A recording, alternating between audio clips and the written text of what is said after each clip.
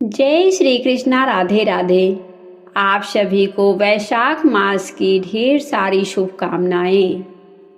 इस कथा को सुनकर आप जानेंगे कि क्यों यह महीना इतना पवित्र है, कौन कौन से कार्य इस महीने में विशेष फलदायी होते हैं और कैसे आप अपने जीवन को सुख, शांति और समृद्धि से भर सकते हैं। तो भक्तों, अगर आप श्रद्धा और विश्वास के साथ इस कथा को अंत तक सुनेंगे तो न केवल आपके पाप का नाश होगा बल्कि भगवान की विशेष कृपा भी आप पर अवश्य बरसेगी। तो आइए मन को शांत करके भगवान का स्मरण करते हुए और इस पावन वैशाख मास के 12वां अध्याय की कथा को श्रवण करें। ब्रह्मा जी का यमराज को समझाना और भगवान विष्णु का उन्हें वैशाख मास में भाग दिलाना। ब्रह्मा जी ने कहा, हे यमराज, तुमने क्या आश्चर्य देखा है? क्यों तुम्हें खेद हो रहा है? भगवान गोविंद को एक बार भी प्रणाम कर लिया जाए तो वह अश्वमेध यज्ञों के अववृत स्नान के समान होता है। यज्ञ करने वाला तो पुनः इस संसार में जन्म लेता है, परंतु भगवान को किया हुआ प्रणाम पुनर्जन्म का हेतु नहीं बनता, मुक्ति की प्राप्ति करा देता है। जिसकी जिह्वा के अग्रभाग पर हरि के 2 अक्षर विद्यमान हो, उसको कुरुक्षेत्र तीर्थ के सेवन अथवा सरस्वती नदी के जल में स्नान करने से क्या लेना। जो मृत्यु काल में भगवान विष्णु का स्मरण करता है वह अभक्ष्य भक्षण आदि से प्राप्त हुई पाप राशि का परित्याग करके भगवान विष्णु के सामुंज्य को पाता है, क्योंकि भगवान विष्णु को अपना स्मरण बहुत ही प्रिय है। यमराज इसी प्रकार वैशाख नामक मास भी भगवान विष्णु को प्रिय है, जिसके धर्म को श्रवण करने मात्र से मनुष्य सब पापों से मुक्त हो जाता है। उसके अनुष्ठान में तत्पर रहने वाला मनुष्य यदि मुक्ति को प्राप्त हो तो उसके लिए क्या कहना है। वैशाख मास में भगवान पुरुषोत्तम के नाम और यश का गान किया जाता है, जिससे भगवान बहुत ही प्रसन्न होते हैं। पुरुषोत्तम श्री हरि संपूर्ण जगत के स्वामी और हमारे जनक हैं। यह राजा कीर्तिमान वैशाख मास में उन्हीं भगवान के प्रिय धर्मों का अनुष्ठान करता है, जिससे प्रसन्नचित होकर के भगवान विष्णु सदा उसकी सहायता में स्थित रहते हैं। भगवान वासुदेव के भक्तों का कभी अमंगल नहीं होता। उन्हें जन्म, मृत्यु, जरा और व्याधि का भय भी नहीं प्राप्त होता है। कार्य में नियुक्त किया हुआ पुरुष यदि अपनी पूरी शक्ति लगा करके स्वामी के कार्य साधन की चेष्टा करता है तो उतने से ही वह कृतार्थ हो जाता है। यदि शक्ति के बाहर का कार्य उपस्थित हो जाए तो स्वामी को उसकी सूचना दे दे, उतना ही कर देने से वह ऋण हो जाता है और सुख का भागी होता है। जिसने उस प्रयोजन को स्वामी से निवेदित कर दिया है उसके ऊपर न तो कोई ऋण है और न तो पातक ही लगता है। अपने कर्तव्य पालन के लिए पूरा यत्न कर लेने पर प्राणी का कोई अपराध भी नहीं रहता। यह कार्य तुम्हारे लिए असंभव है, अतः इसके विषय में तुम्हें शोक नहीं करना चाहिए। ब्रह्मा जी के ऐसा कहने पर यमराज ने दीनवाणी से कहा, हे तात, मैंने आपके चरणों की सेवा से सब कुछ पा लिया है। तब ब्रह्मा जी ने पुनः समझाते हुए कहा, हे धर्मराज, राजा कीर्तिमान विष्णु धर्म के पालन में तत्पर है। चलो हम लोग भगवान विष्णु के समीप चलें और उन्हें सब बात बता करके पीछे उनके कथा अनुसार कार्य किया जाएगा। वे ही इस जगत के कर्ता, धर्म के रक्षक और नियामक हैं। इस प्रकार यमराज को आश्वासन दे करके ब्रह्मा जी उनके साथ क्षीर सागर के तट पर गए। वहां उन्होंने सच्चिदानंद स्वरूप गुणातीत परमेश्वर विष्णु का स्तवन किया।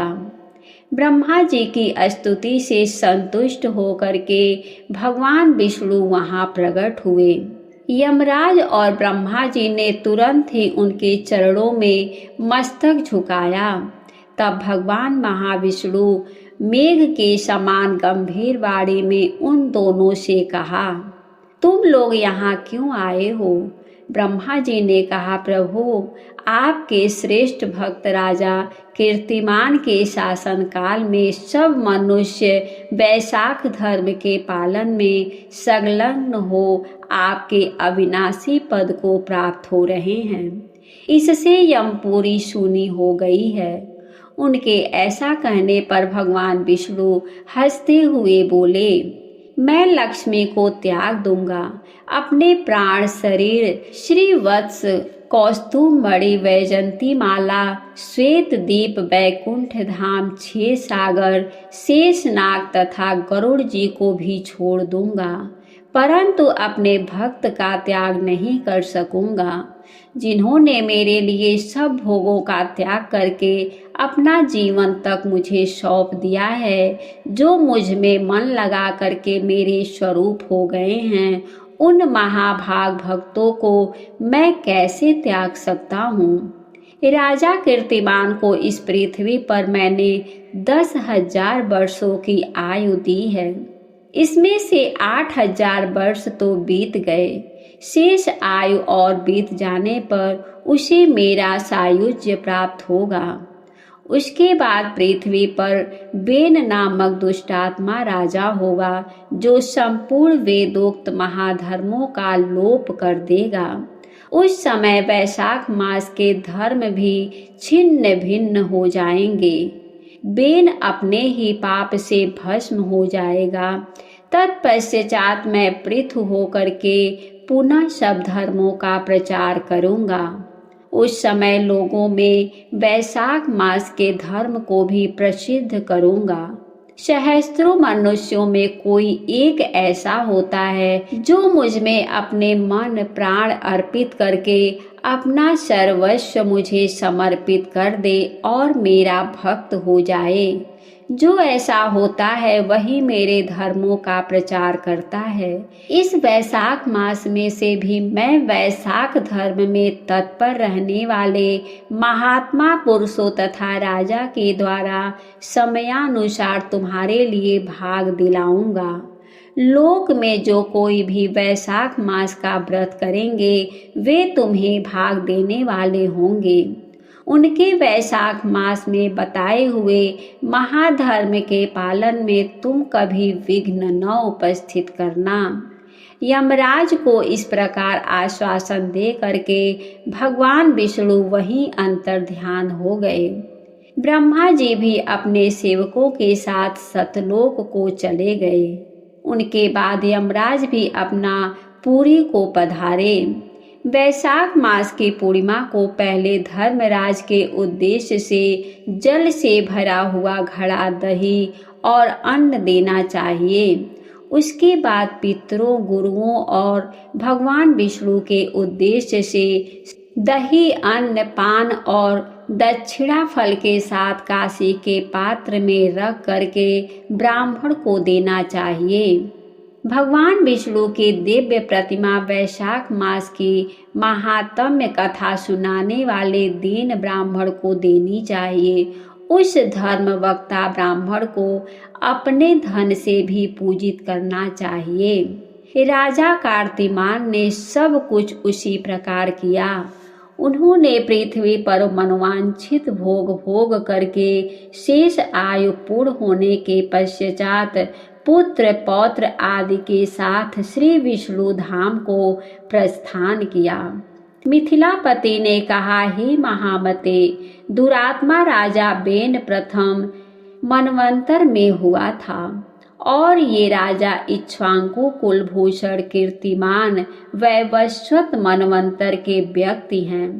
यह बात पहले मैंने आपके मुख से सुन रखी है, परंतु इस समय आपने और ही बात कही है कि यह राजा जब बैकुंठवासी हो जाएंगे उसके बाद राजा बेन उत्पन्न होगा। मेरे इस संशय को आप निवृत्त कीजिए। श्रुतदेव ने कहा, हे राजन, पुराणों में जो विषमता प्रतीत होती है वह युग भेद और कल्प भेद की व्यवस्था के अनुसार है। किसी कल्प में ऐसा ही हुआ होगा कि पहले राजा कीर्तिमान और पीछे बेन हुआ होगा। इसलिए कहीं कथा में समय की विपरीतता के देख करके उसके अप्रामाणिक होने की आशंका नहीं करनी चाहिए। आज का अध्याय समाप्त हुआ। उम्मीद है कि आज की कथा आप सभी को पसंद आई होगी। वीडियो अगर अच्छी लगी हो तो वीडियो को लाइक करके, अगर अभी तक आपने हमारे चैनल को सब्सक्राइब नहीं किया है तो ज़रूर हमारे चैनल को सब्सक्राइब करें। हमारे वीडियो देखने के लिए आप सभी को बहुत बहुत धन्यवाद। जय श्री कृष्णा। राधे राधे।